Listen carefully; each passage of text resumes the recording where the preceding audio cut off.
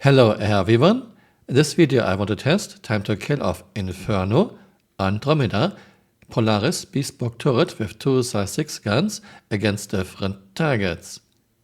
Gun sizes, damage, burst DPS, fire rate, range and speed of projectiles in meters per second.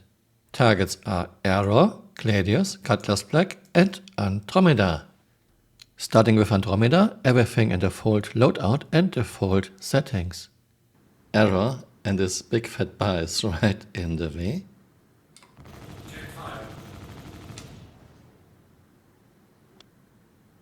Gladius.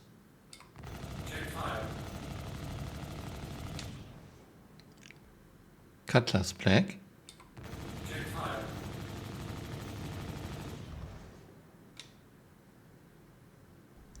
Andromeda. Waiting for capacitors.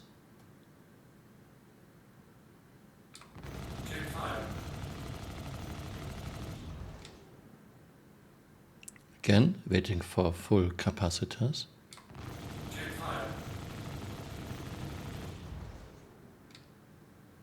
Polaris front lower manned turret with two size 6 bespoke ballistic cannons. Error.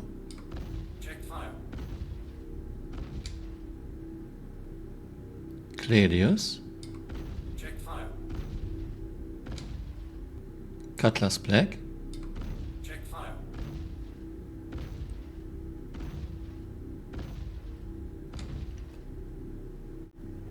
Andromeda.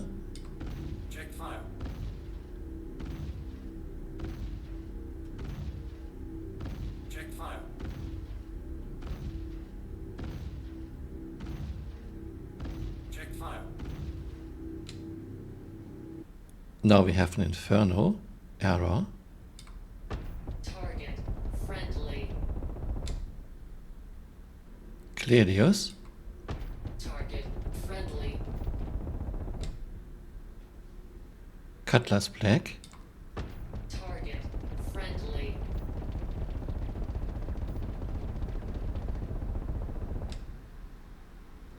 Andromeda. Target friendly. Target friendly. Okay, guns are overheating. We don't see our overheat cooldown anymore, so I have to guess. Still nothing. Still nothing. Target friendly. And here we have our data. Error was destroyed by Andromeda in 1.4 seconds, by Inferno in 2.6 seconds, mostly because of spool up time. Yes, in real life, Gatling guns have a spool up time too, but it's not that long. Polaris front turret takes a bit longer than Andromeda. Gladius, Andromeda, 2 seconds for a kill. Inferno 2.8 seconds again. Spool up time is bad. Polaris front turret 1.6 seconds, 2 hits again, like this turret needed to kill an Error. Cutlass Black, Andromeda 3.5 seconds, Inferno 6.3 seconds, mostly because of the high physical resistance of Cutlass Black's armor at the moment. Polaris front turret 5.3 seconds, 5 hits, slower than an Andromeda. Target Andromeda. Andromeda needed 20.7 seconds, 2 times waiting for capacitors. Inferno 24.8 seconds, 1 time waiting for overheat. With the new HUDs and MFDs we cannot see our overheat cooldown anymore. Polaris front turret 13.4 seconds, 12 hits. All tests done in standard loadout and standard settings. The new Fisher Price HUD and MFDs are hard to use. Important information is displayed outside of central view in very small text or symbols, or not shown at all. For example, EMP cooldown and overheat cooldown nowhere to be found. Whoever made this doesn't play Star Citizen.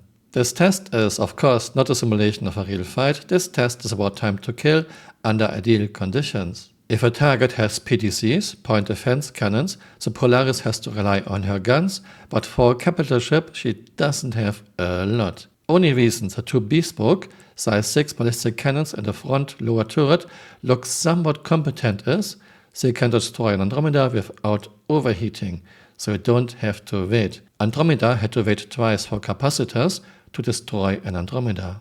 It looks to me like CRG doesn't know what to do with Ares, Iron and Inferno. Maybe putting a size 7 gun onto a heavy fighter was not a good idea. Both ships were nerfed way too hard for being a capital ship killer. Inferno is just sad, Iron is even worse.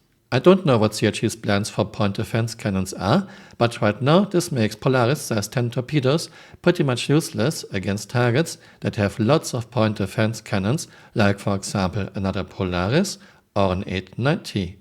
Because of this, I think Polaris should have bigger guns on the big turret. Thanks for watching and see you next time. Bye, auf Wiedersehen!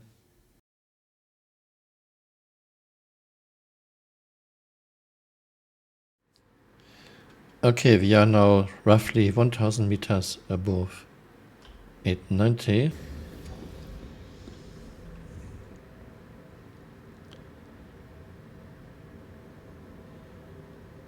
Okay. Wish me luck. I'm falling.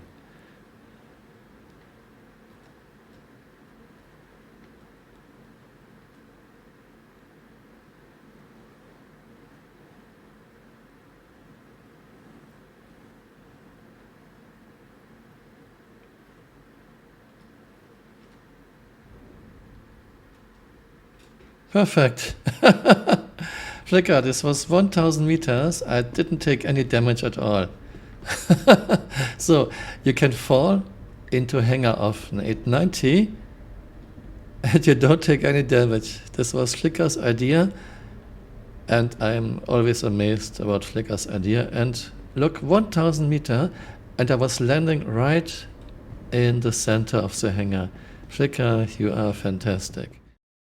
Hey, you're still here. You might want to join me on Twitter. My Twitter account is Camural_SC.